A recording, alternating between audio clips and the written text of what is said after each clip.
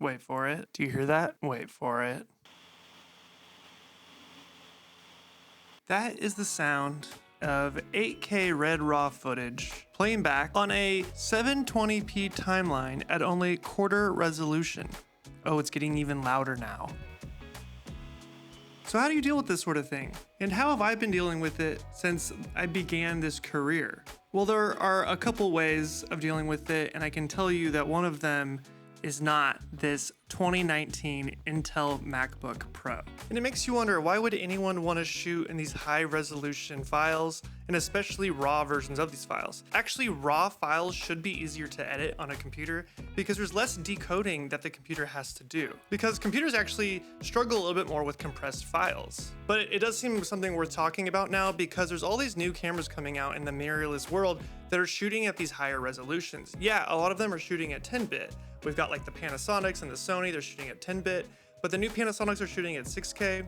We've got the new Canon C50 coming out that shoots 7K RAW, and then we have the new Nikon that's shooting Red RAW. And so if you're looking into buying one of these cameras, you need to be aware of the fact that these high resolutions and these bigger codecs are going to need a lot more processing power. Now there's a couple ways of dealing with this, and we're gonna talk about both of those in this video. And I wanted to mention that a lot of this timeline is not even playing back at 24 frames per second. So if you wanna shoot on something like this that shoots 8K Red RAW, or even something like this, a Red Komodo 6K RAW, and only a few different flavors on this one, and you can shoot them more compressed, you're still gonna have these issues with your computer. And you're probably still gonna have these issues if you're shooting on a Apple Silicon, the M chip computers. But we're gonna really test that out today. So we've got my Intel MacBook Pro here. No one else is probably editing on something like that, and I've been struggling with this for many years now. But today we're gonna upgrade my computer, and we're gonna see if even updating to one of Apple's latest computers is even gonna help manage these files. And I say this because I did do some research on the M chips, and everyone online is like, yeah, if you're doing, general 4K editing, any of the M chips, even the base model M4 Mac Mini, should be able to edit your files just fine. The reality is I'm not using just base model 10-bit 4K files.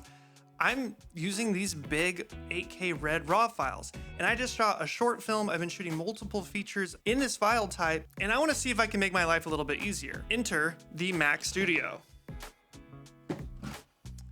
Now this is the M4 Max. So this is basically the base studio that they have out now. Now, I was going to go with one of the other M4 Mac Minis, one of the base models or the M4 Pro, but the more research I did, it seemed like that still may not be the way to go. And so we're gonna test out this studio today and see if it can even still handle these files. And if it proves not to work out, I'm probably gonna take this back and we're gonna try a second approach to dealing with these files. So this is the M4 Max with only a 512 gigabyte hard drive and I believe 36 gigabytes of RAM.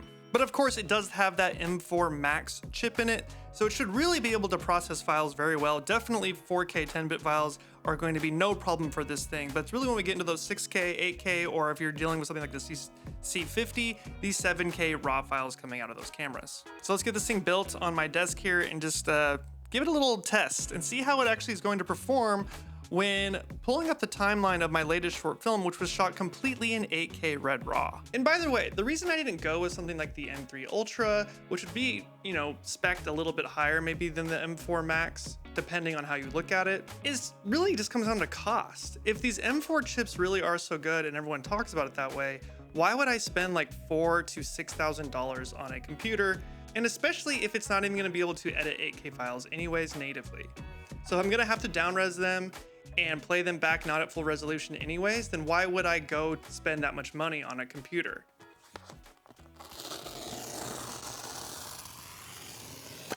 Okay, so while we wait for DaVinci Resolve to download, I want to talk about this video sponsor, which really goes perfect with today's setup because we're going to be using the Logitech MX Master 4. A handsome upgrade from the last model, which I've been using daily for many years now. It's definitely been my favorite mouse I've ever owned. It just feels really good in the hand. So this new MX Master 4 is a great upgrade to it. It's actually a little bit bigger. The ergonomics have changed a little bit, and it's going to be better for those kind of long form edits where I'm gonna be using the mouse a lot. I've already found it to be a little bit more comfortable. I really like my hand placement on it. Logitech definitely has the ergonomics figured out on this mouse. Now there's a few hardware changes on this mouse. There's a few more buttons on it. The main thing we have here is this action ring. So you can click this dedicated actions ring button with your thumb. And so when you click that button, it brings up this little action ring shortcut menu. When you scroll over each action, the mouse is actually going to vibrate, telling you that you're on a specific icon. Actually, that's just another main feature of this mouse is it has haptic feedback on it. And it also has a few more buttons on the side here, and you can customize these however you want in the Logi Options Plus app. But what's really interesting about this is that it doesn't just work natively on Mac OS, it actually works with many other applications. But the great part for me is that it works with DaVinci Resolve. So you can click the action ring inside of DaVinci Resolve and it gives you these kind of editing shortcuts here. If you're on, you're on the edit page and you click it, you can, ripple end to playhead, ripple start to playhead, navigate clips. You can quickly go into cinema viewer, so you can kind of go into this like full screen here, and you can customize these to your liking. One that I use a lot is that when I'm in the color tab, you can quickly add a serial node to your color here. And then another thing I use a lot is this kind of new button on the side here. There used to be just two on the side, and now we have this third one, and I use this one to grab and swap between apps, so you can grab it and pull it back and forth and swing between different apps on your desktop. Now, outside of Resolve, something I like to do at the end of every editing session is I lock my computer just by clicking the action ring and locking that and then walking away. So if you're interested in kind of upgrading your mouse experience, click the link in my description below to check out the Logitech MX Master 4. So DaVinci Resolve is loaded up here. I've got a 6-minute short film here, all shot in 8K Red RAW with the Red Monstro. And I'm going to start off easy. I'm going to start off, well, I say easy. I'm going to start off with a Ultra HD, a 4K timeline here. And without giving too much of the film away, let's mute that. There's some missing clips in here. They're just screenshots from when I did a previs. They're not actually missing here. We are going to try a playback and see how it performs. This is also, just so you know, we are on playback, we are at full resolution at the 4K to start. Okay, these first shot 6K from a Komodo, second shot's 8K. Where is the frame rate monitor? It's usually up here. Oh no, there it is, 24 frames. At 4K, it is not missing any frames currently. You're gonna get a little preview of my short film here. Probably going to enter it in festivals, so you won't be seeing it anytime soon, but I will be doing a behind the scenes over here soon. So, dropping frames, it seems, at 4K here. Yeah, they're definitely stuttering. If I get rid of the media pool here, yeah, there's definitely some stuttering going on at 4K. So this is the deal, people. So this is the Mac Studio with the M4 Max chip. Costs around $2,000, which granted is less money than I paid for my Intel laptop back in 2020, or it's a 2019 laptop back in 2020. So obviously laptops cost a little bit more money, but it's cheaper than that. So I mean, I'm not really hesitant to purchase the $2,000 one, but we are still having some stuttering. So right when I hit play here, we were at 8 frames per second. Now we're at 31 frames per second, it says, but it's still stuttering. What we can do is we can now change the resolution. We can change the playback resolution. Let's do half that. We're gonna back up here because I don't want you to see any more of the film. This is also running into a 4K LG monitor, so there is a little bit of that happening on the computer. And running off of an SSD with USB-C. A little bit of stutter. I'm also running QuickTime to record this in the background, so screen record this. Not bad. It seems like that's doing okay. It's showing me that I'm not dropping frames, but before it was saying I wasn't dropping frames, but I was, so. Okay, not bad at half resolution. Like, you could edit with this for sure. Now I have my iMessage, it's like syncing down here, so we might be using some RAM. CPU load. System is only using 10%. use your 22%. And if we go over to like memory use, we're using 22 gigs of memory, which is interesting because when I tested this on my laptop, I only was using 12 gigs of memory when doing a 720p timeline with the exact same footage and the exact same timeline. And so I honestly was like, maybe I don't even need 32 or 36 gigs of RAM, but memory use here is 22. So I'm definitely using it right now. It apparently with the new DaVinci and the new chips, it's going to use more. No swap use, so it's not using any of the hard drive, but it is compressing some stuff. So we're almost at 2 gigs compressed. Yeah, the app is using a lot. App memory is 13 gigabytes, memory use 22, even though we have 36 gigs. So like, you might need 24 at least if you're going to jump into something like this. Maybe I'll do a little bit more testing over the next few days and get back with you and we'll see how it goes. And if not, maybe I'll just be returning this machine. Now I'm gonna do one more test here. I'm going to do an export test and see how long it takes. This 6-minute film takes like something like 45 minutes on my laptop. I'm not even gonna run the test on it. It's not even worth it. Trust me, it's in the 40 minutes range for a 6-minute film. So I'm gonna run an export on this and see how fast it is. I mean, I don't think export times really matter that much. Like if you're gonna save $1,500 and you have to wait another 20 minutes, who cares? Like go eat lunch or something, or do it overnight when you're sleeping. But if it's something you need to be exporting 8K files a lot, down to 4K even, which is what I'll do. I'll do a Ultra HD H.265 file. That's what I'm gonna do. I do that a lot for YouTube and for exports because I like that export setting. So I'm gonna do that and we're going to see how long it takes. Now I'm not gonna screen record or anything on this because I don't wanna slow it down. So we'll just get the little time code at the end to see how long it took. Okay, 8 minutes and 14 seconds. That's how long it took to do a 6-minute and 9-second 8K shot film exporting to H.265 at Ultra HD 4K. Not quite real time, but definitely not 40 minutes. So that's nice.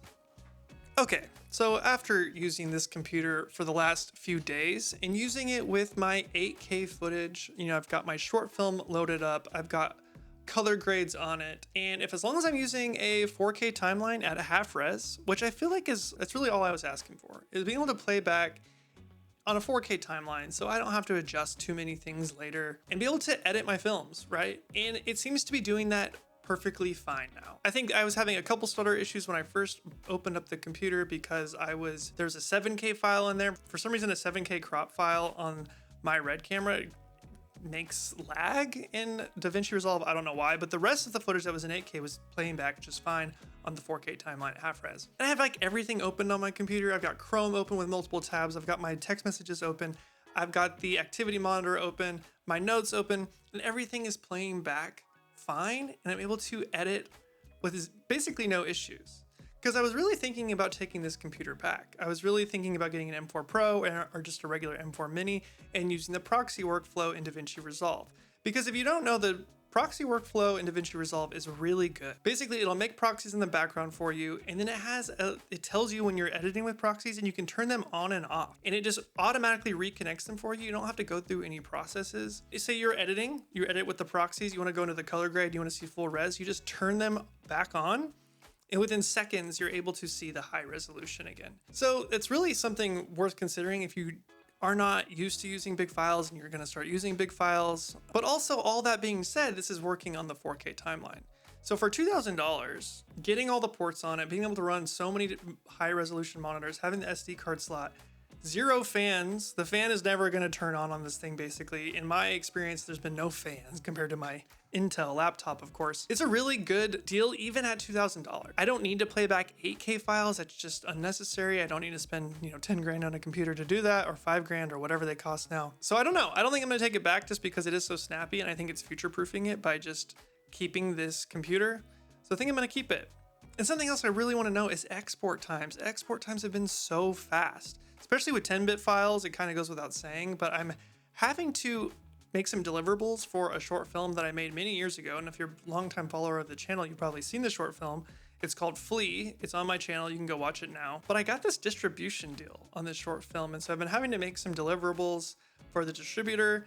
We'll talk about that more in another video, hopefully once I get deeper into it, but there could be something going on here. A distribution deal for a short film is something I never thought would happen, but it might be the future of filmmaking. I don't know, but we'll definitely talk about it later. But I've been making these deliverables for it, and it's able to export a 25-minute 10-bit file. You know, using a 10-bit file, it's my master file, but being able to export that out, a 25-minute video in like less than 5 minutes. So something that's kind of unheard of for me coming from my old computer. I've never been able to really export in real time, or even faster than real time. So the export times on this computer are insane. And that is a big draw for me, even though you can walk away. You know, you don't have to wait for something to export, but to be able to do that, especially with making YouTube videos or something like that, really handy. So if you are going into a higher resolution camera, like the C50, or you're getting a Nikon ZR, this might be a computer worth trying out. I am going to get a Nikon ZR in, and we'll test it out even further on that to see if those red 12-bit files how they'll operate on this computer. But it's the toss up. Do you really need something that is this fast? It's really not that expensive, but you can spend so much less money if you want to just rock an M4 Mini and do the proxy workflow. Now, something else worth mentioning, and I think even the new Canon C50 can do this, but red cameras especially, and a lot of the new cameras, not the original Komodo, but a lot of these other red bodies can do red plus Apple ProRes or Avid DNx HD internally, recording at the same time. So you can do a 2K ProRes file off to the side, or you could even go down even more. You know, there's all these flavors. You can even do ProRes 444 simultaneously if you wanted to. Obviously, this is going to eat up a lot more card space, but for a proxy workflow, this isn't too bad. You don't have to convert them later. They're already made, and they're going to have probably the same file name, so it'd be easy to connect later. You can do baked in log, or even just have Rec 709 baked into those as well, or the LUT that you're shooting with. If you can use the LUT that you're shooting with, that's pretty awesome. This can make the workflow a lot better as well if you have the ability to do this with one of your cinema cameras. So if you made it this far in this video, thanks for watching. I hope this was helpful. I just wanted to show you a real world test. You know, sometimes you have to test things yourself with your workflow and see how things work versus just watching all the geek, benchmark tests on other videos. I much prefer to get my hands on something and see how it works for me. And after getting everything set up, it seems to be working really well and basically what I expected. I guess I wish I could do a full res 4K timeline, but maybe I'm asking too much from a $2,000 computer. I don't know. And really, what's the purpose of that? Okay, I think that's all for me for now. As always, guys, until next time, I'm Central Sakurai. Peace.